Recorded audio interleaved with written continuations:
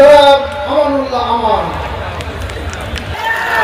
যে দলের বিরুদ্ধে কাজ করবেন সে সিটকে পড়বেন, সিটকে পড়বেন।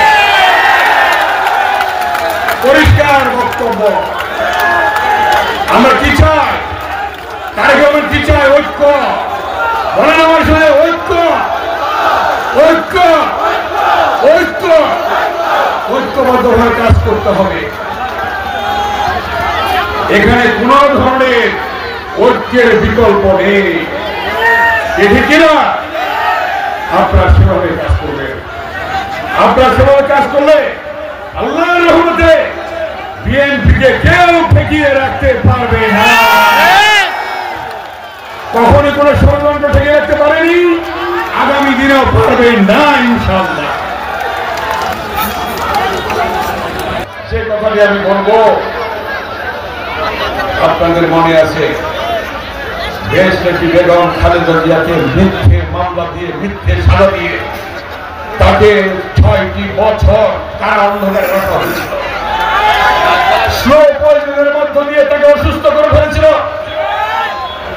কোর্টের থেকে বলেছে, বিভিন্ন জায়গায় বলেছে, ডাক্তাররা বলেছে তার বিদেশে চিকিৎসা প্রয়োজন, 6টি বছর তাকে চিকিৎসা করতে দেয় না। অথচ আওয়ামী লীগের একটা সন্ধ্যা পান্ডা চেয়ারম্যান মেম্বার তারা বিদেশে চিকিৎসা করেছে। আর খালেদা জিয়া 3বার প্রধানমন্ত্রী, একজন বৃহত্তমের স্ত্রী, একজন সেক্টর কমান্ডারের স্ত্রী, একজন সেনাপ্রধানের স্ত্রী, একজন রাষ্ট্রপতির স্ত্রী, তাকে চিকিৎসার অনুমতিটুকু দেয় না। আল্লাহর রহমতে মুক্ত হয়েছে। এখন তিনি গিয়েছেন লন্ডনে, চিকিৎসা হচ্ছে। আল্লাহ যেন তাকে সুস্থ করে আমাদের মাঝে ফিরে আনে, সেই দোয়া করবেন আল্লাহ।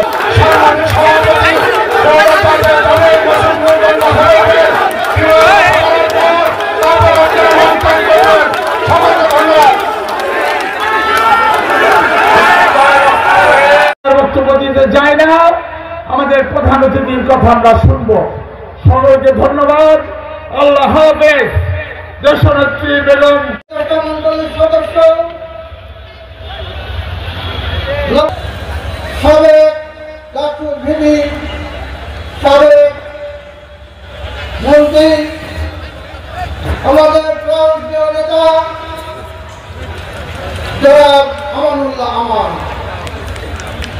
উপস্থিত রয়েছেন।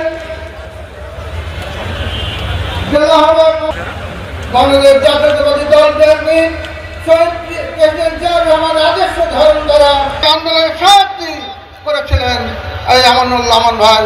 সেই আমান ভাইকে আমরা পেয়েছি মেহেরপুরের নেতৃবৃন্দের মধ্যে আপনাদের মাঝখানে এসেছেন।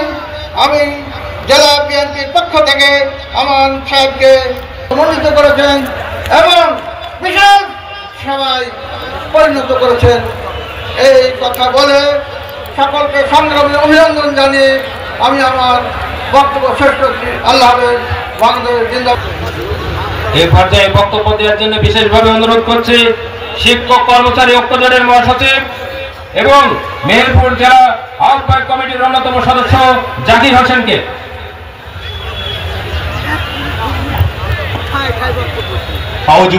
এবং দুটি গণপতনের মহানায়ক জনাব আমানুল্লাহ আমান ভাই।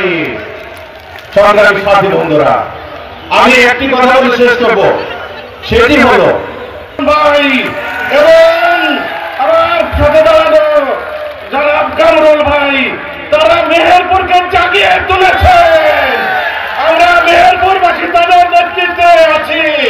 সবাই করতালি দিয়ে জানিয়ে দিন যে জামাল মাসুদ মিল্টন এবং কামরুল ভাইয়ের নেতৃত্বে মেহেরপুরবাসী ঐক্যবদ্ধ।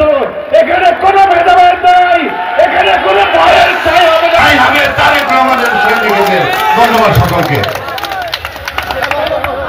বক্তার নেতৃত্বে একটা বিশাল মিছিল আমাদের মাঝে উপস্থিত হয়েছেন। এই পর্যায়ে বক্তব্য দেওয়ার জন্য অনুরোধ করছি আমাদের কমিটি কমিটির। কথা বললে কি হবে? নেতার সামনে বসে আছে, আমানকে বলবে আপনার মাঠে সভাপতিত্ব করছেন মেহেরপুর জেলা